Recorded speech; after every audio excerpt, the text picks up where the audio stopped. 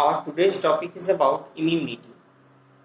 Immunity means our body have a ability or a power to protect our body against any kind of pathogens or disease causing agents.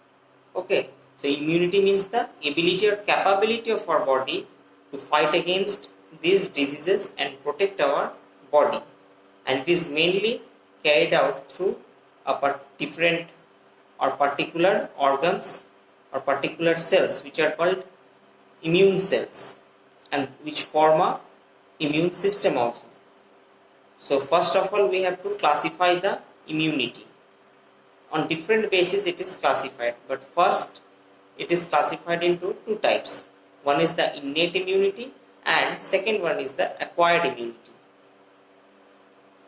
So acquired immunity and second one is the innate immunity. Okay, first innate immunity. Innate immunity means this type of immunity or ability of our body to fight against the foreign disease causing agent which is present from the time of birth. Yes, since birth this type of ability is present in our body. That's why it is called innate immunity. Okay, second is the non-specific, means in this type of immunity our body does not fight against the specific any pathogens. Okay, it can fight against different kind of pathogens, not only specific. Suppose the body only fight against the particular virus or against the particular bacteria. No, in this immunity it's can protect our body and fight against any kind of foreign particles that are trying to enter into our body and causes diseases. That's why it is called non-specific. Okay, and mainly in this type of immunity they provide different kind of barriers. Barriers means the protection to protect our body from the foreign particles. So these are the three main features. First of all, this immunity is present since birth. Second one is that it's non-specific. Non-specific means it does not mean that this kind of, in this immunity the body only fight against a particular bacteria, particular virus or a particular pathogen.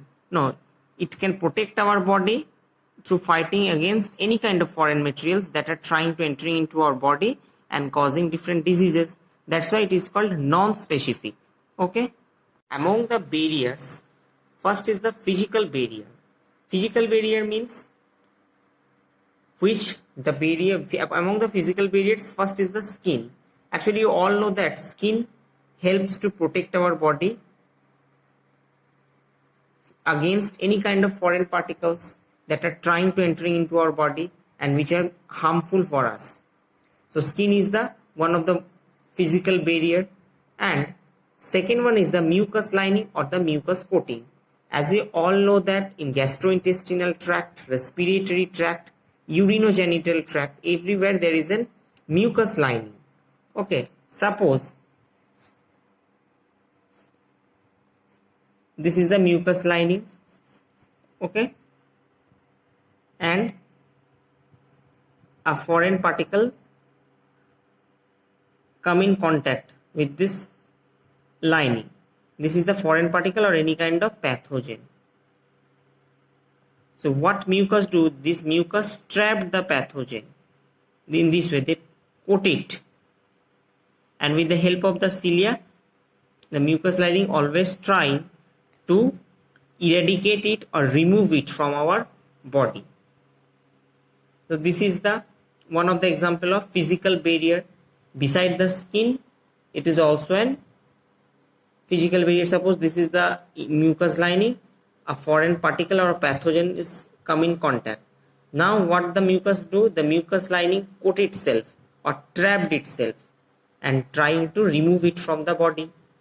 Okay. Next one is the physiological barriers.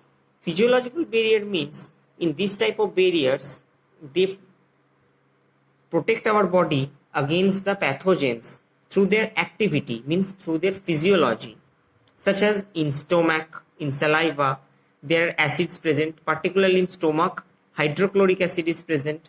In tears, we all know lysozyme is present.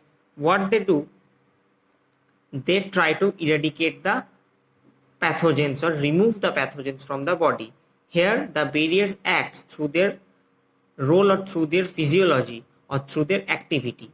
For example, in tears, lysozyme is present. Okay, what lysozyme do? Lysozyme mainly digest the peptidoglycan of bacteria. We all know that bacterial cell wall is made up of peptidoglycan. If the tear lysozyme that is present on the tear damage the peptidoglycan of, or the cell wall of the bacteria will damaged, it means they damage the bacteria. Tears, once again I repeat, tears contain lysozyme. What lysozyme do? Lysozyme damage the peptidoglycan. Peptidoglycan is the main component of the bacterial cell wall. If their cell wall become damaged, it means that the bacteria get damaged. So this is an example of physiological barriers. So here all they protect our body against the foreign particles through their physiology or through their activity. Hence it is called physiological barriers. And next one is the cellular barriers. Cellular barriers means here are some specialized cells which protect our body against the foreign particles, and hence it is named cellular, such as leukocytes or the white blood cells. As we all know that there are several WBCs such as neutrophils, polymorphonucleoleucocytes, these are the neutrophils, monocytes or the natural killer cells, macrophages that are present in the tissues. What they do, they took part in phagocytosis process. Phagocytosis process means, suppose this is a pathogen. What the cells do, they in this way they engulf the particle, and after that they fully covers them, and inside this it becomes damaged, means the cells digest the pathogen. This is the phagocytosis. So in this way they also eradicate or remove the foreign pathogen. So mainly the leukocytes or the WBCs took part in this kind of defense of our body. Hence it is called cellular barriers. And last one is the cytokines.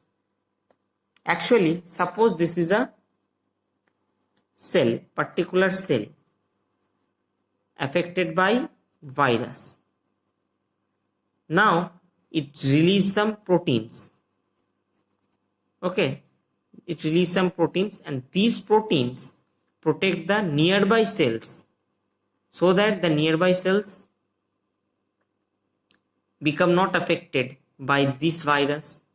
Suppose this cell is affected by virus, this virally affected cell now release the proteins which is called cytokines, and these proteins help the other cells or protect the nearby cells from this virus. This is the cytokines. Okay, so these are the barriers, types of barriers which protect our body from the pathogens. Okay, now we will discuss acquired immunity. The main difference between the acquired immunity and the innate immunity. Here innate immunity is present since birth, but acquired immunity is not present since birth. After birth it is acquired, hence it is named acquired. And it is specific, means in this immunity the body fight against a particular pathogen. Not each and every, they cannot fight against each and every pathogen. Means these are the specific. They can fight against specific pathogens. But here, as it is present from the birth time, it's non-specific. So this is one of the second difference between innate immunity and acquired immunity. Third is that it acts on memory basis, but it does not act on memory basis. Memory basis means, suppose a pathogen trying to enter into our body and causes diseases. Foreign pathogen which are always trying to enter into our body. So our body produces a response against this pathogen, which is the primary response. Means the first response that our body produces against the pathogens who is trying to enter into our body. Suppose smallpox. So first the smallpox pathogen trying to enter into our body or entered into our body. But at that time our body produces a response which is called primary response against the smallpox, but its intensity is low.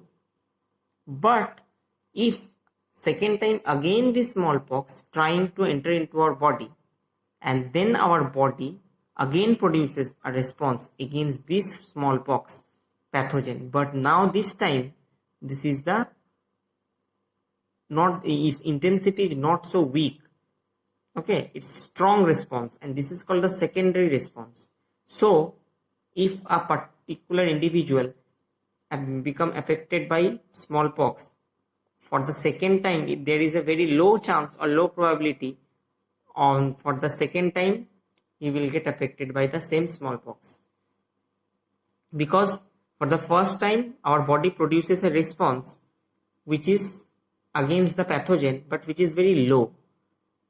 But the second time when our body produces the responses against the same pathogen, but now that time this response is of higher intensity, and the pathogen, generally the pathogen is not able to damage our body again, not able to cause any harm due to the presence of secondary response. So first, when our body first produced any responses against foreign pathogen, this is called primary response. But when our body produces second response against the same pathogen, this is called secondary response, which is of higher intensity and strong. Okay, and mainly this primary response and secondary response are carried out by the special type of cells which is called B cells or T cells, or B lymphocytes or T lymphocytes, that are present in the blood. B lymphocytes actually produces a protein against the foreign antigen. Antigen means the foreign particles that entered into our body and causes diseases.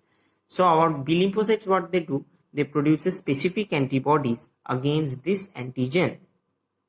Okay, and T lymphocytes, they do not produce antibodies, but they help the B lymphocytes to produce antibodies. That's why they are also called the helper cells. So this is the acquired immunity. Acquired immunity, first is the specific, means it always acts against a specific pathogen. Not they are capable or able to destroy or fight against each and every pathogen. Always they act against a specific pathogen. Memory based means when a pathogen for the first time trying to enter into our body or entered into our body, they produces a responses. If this pathogen again trying to enter into our body, our body produces second response. Means they act on memory basis. And this time, on the second time, the response was more stronger. Okay. Third one is this. This is mainly carried out by the B lymphocytes and T lymphocytes which are present. B lymphocytes produces antibody or the protein against antigen, and T lymphocytes helps the B lymphocytes to produce antibody. Okay, so go through this. On the next day, we will discuss about the structure of antibody. Okay.